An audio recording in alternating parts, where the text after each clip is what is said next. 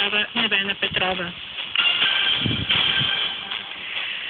Същото вечерне осъдмителен бюлетин на Българското национално радио. Европа планира да изпрати в Грузия наблюдатели допълнителна материална помощ и призова Русия да не се самоизолира. Това става ясно от проекта на заключителна декларация на започналата този седмица.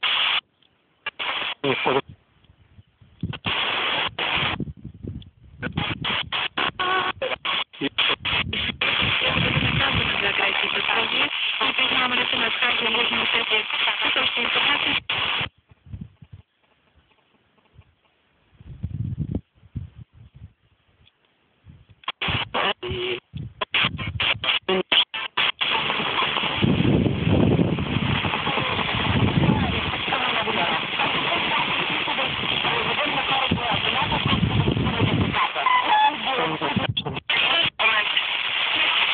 Решението на Москва да признае Абхазия и Южна Осетия и се подчертава, че оставащите руски военни сили трябва да бъдат изтеглени.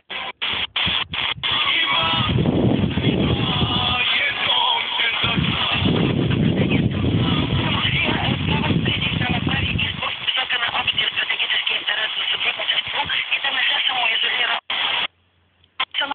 Европейския съюз държи на мирно решение на проблемите в Кавказ на базата на международно. В зависимост от тях, на следващата си среща vor picheta miercuri sediile prefecturilor. Се направят задълбочен преглед на отношенията Европейски съюз. Се очакваше за сега европейските лидери не планират санкции, не се говори и за отлагане или за...